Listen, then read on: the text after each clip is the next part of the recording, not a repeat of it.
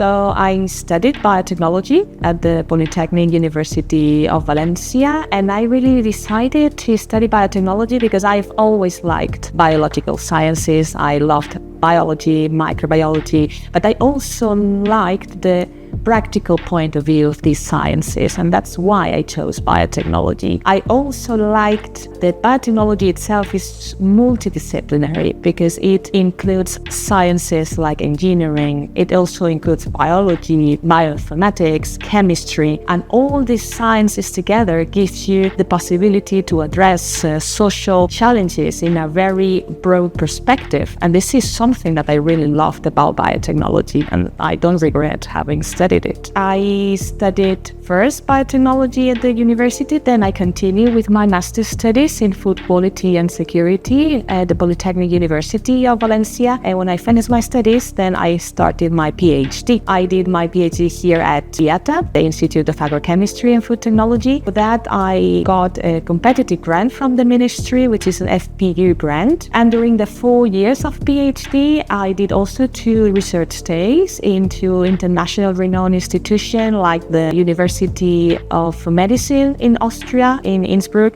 and also in Prague in Barcelona in the Center for Research of Agricultural Genomics. And when I finished my PhD, which I focused in the development of fungal biofactories, or fungal cell factories for the production of specific proteins, which are the antifungal proteins, then I started a postdoc journey and I moved to the Westerdijk Fungal Biodiversity Institute in Utrecht in the Netherlands. And I was there for almost 3 years working. And there I got expertise in the application of genome editing tools like CRISPR-Cas in filamentous fungi.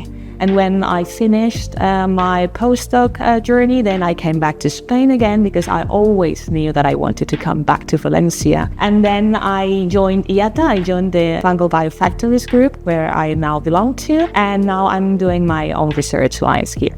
Now I am a tenure scientist here at IATA. I'm a member of the SIG staff because I am a technology expert, a fungal biotechnologist. I am developing my own research lines in the Fungal Biofactories group here at IATA, which is a center of Severo Ochoa excellence, and we are very proud of it. And I'm developing fungal biofactories for the production of interesting proteins and metabolites of agri-food interest, proteins, enzymes. I'm also leading a line that is a research line that is focused more on the utilization of fungi for waste valorization in order to avoid pollution and avoid these problems like climate change and other kind of problems of this magnitude. In order to achieve this, I'm also leading a research line that is more focused on the development of synthetic biology tools and CRISPR tools applied for filamentous fungi. And this is more or less what I'm doing now here at IATA. I think that the perspective in both academia and also in companies of STEM, of science, technology, engineering, mathematics, being fields dominated by men is slowly changing. And this is partially because there is more social awareness about this gender gap. I mean, now we are more aware than before that this problem exists, and this is resulting progressively in a higher and an increased number of women in science.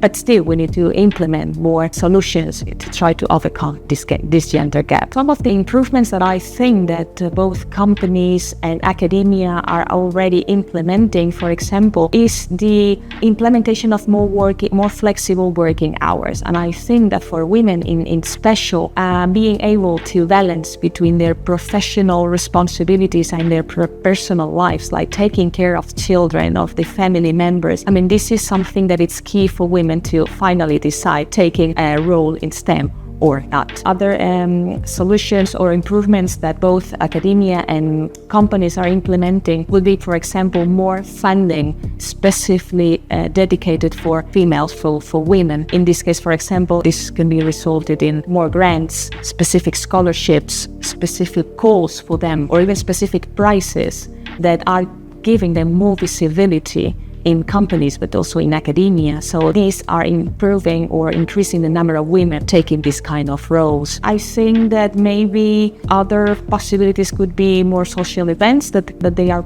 already organizing. So the visibility of women in science, it's higher in general. I think that now progressively both academia and companies are trying to implement more gender equality policies, but the truth is that we are still far from getting 100% equality. From my view, I think that possible improvements would include trying to balance equal pay for equal job, because still we have underpaid jobs for women. We still have leader roles dominated by men, and this is something that we still need to change. We also have problems during hiring a person, for example, for a specific job. There are bias in hiring, still predominated by men. I think that in order to try to avoid this kind of problems, one of the basics would be to start from the beginning and having a more inclusive education for both boys and girls. In order to motivate young girls to take STEM roles, I would say that from the very beginning, I would encourage them to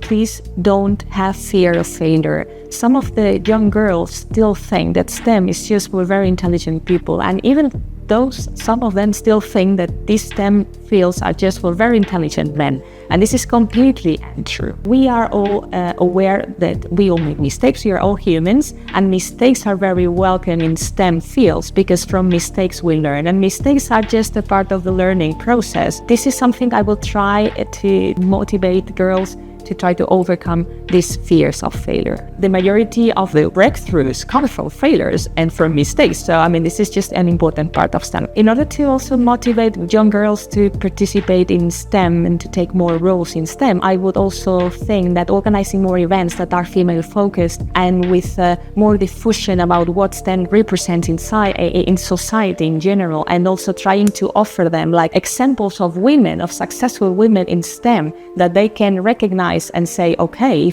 if they could, why can't I do it? Just to try to have some leaders and figures to follow. I think that having key references are crucial for women to try to take part in this kind of jobs. And in this regard, I think that the University of Valencia is doing a great job with the Girls for STEM project, which is trying to not only diffuse STEM fields among young girls, but also trying to give them examples of successful women in science, which I think it's key for motivating them.